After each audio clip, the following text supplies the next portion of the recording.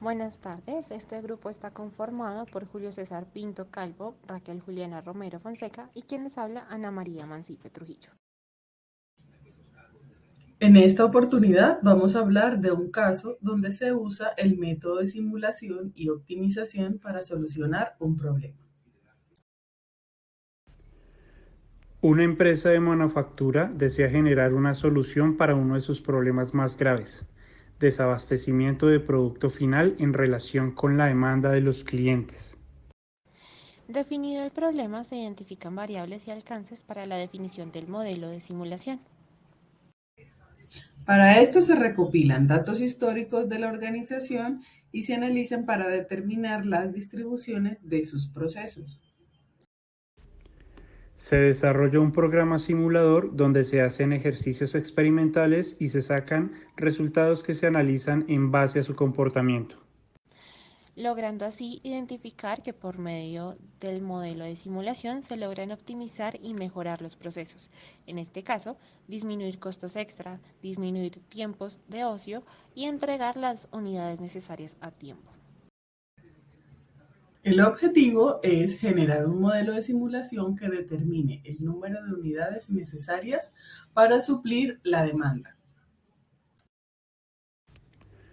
Para cumplir con el objetivo es necesario tener en cuenta unas fases para el desarrollo del ejercicio: formulación del problema, establecer parámetros y variables, recopilación de datos, formulación del modelo de simulación, habilitar el lenguaje de programación para el modelo de simulación, ejercicio de experimento del simulador para obtener los resultados, validación del modelo de simulación al sistema real.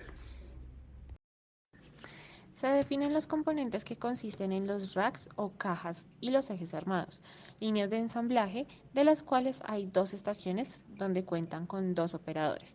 Los ejes llegan de manera constante. Los parámetros, que consisten en los tiempos límites a simular, el tiempo estimado para que llegue un nuevo lote de cajas y el máximo valor a tomar de los valores aleatorios con una distribución definida. Se definen las variables del sistema en las cuales las unidades de tiempo están caracterizadas en minutos para las dos líneas de ensamblaje, con cada una de sus estaciones. Variables exógenas, conocidas también como variables de entrada. Variables de estado, que son variables que solamente cambian con el tiempo. Y las variables endógenas, que son conocidas también como variables de salida. La información fue recopilada de datos históricos proporcionados por la empresa en un documento de formato de tabla, en el que se incluía la información acerca de la hora de inicio y fin del proceso en cada estación, logrando así obtener la cantidad de minutos que tardó una estación en ensamblar una parte del eje, generando una lista de 200 valores para cada una de las estaciones.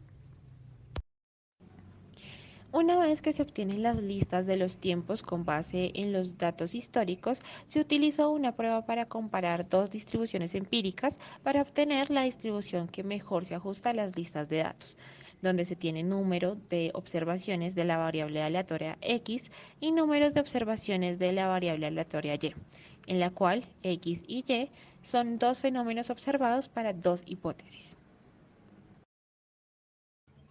Se decidió desarrollar un programa de simulación en lugar de utilizar un software existente, ya que se tiene la ventaja de adecuarse al problema y no viceversa.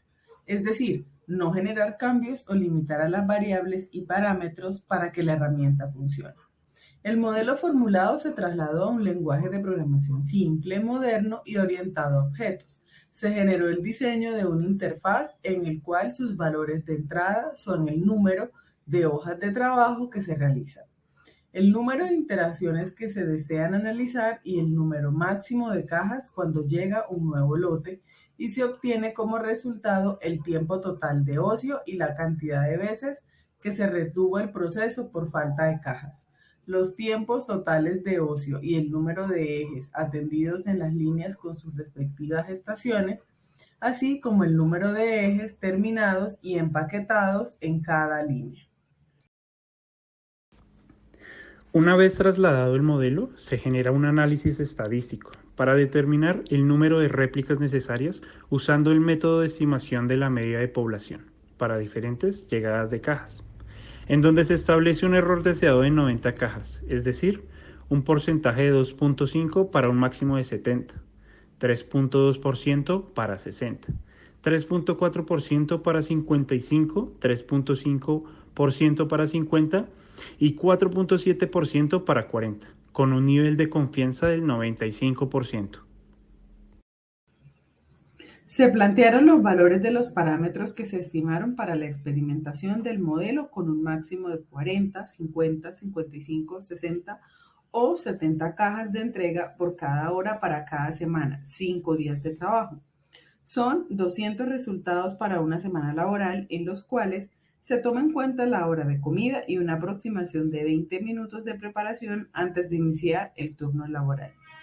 Se generó una comparación para obtener las diferencias entre la suma total de la lista de los resultados obtenidos en la simulación y la lista de la demanda requerida para 200 semanas laborales, en donde la suma total de la demanda requerida es de 540.176 racks. Cuando los valores de las diferencias entre la producción y demanda requerida son positivos, significa que el número de ejes terminados y colocados en racks sobran y para el caso contrario, es decir, cuando es negativo, faltan.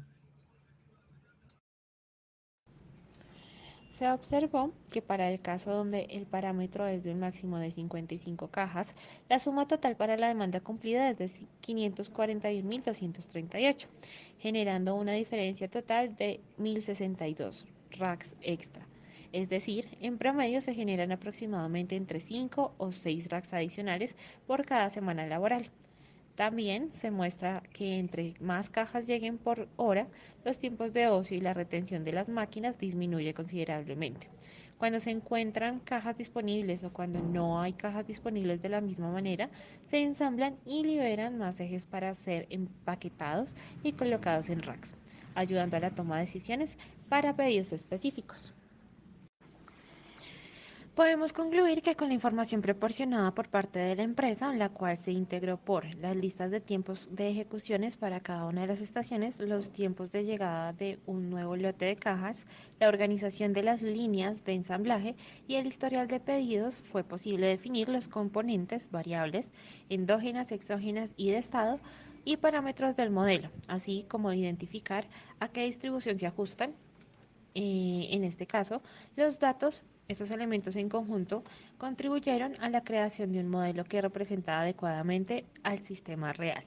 Posteriormente, se trasladó a un lenguaje de programación para experimentar con este simulador y generar resultados para el estudio.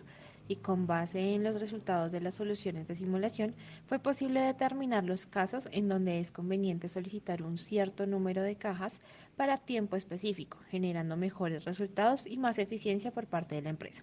Por lo que se concluye que la simulación es útil para optimizar el proceso de manufactura de la empresa, ya que en el caso de la lista de datos de la demanda requerida semanalmente, esta se cumple cuando llega un máximo de 55 cajas por hora.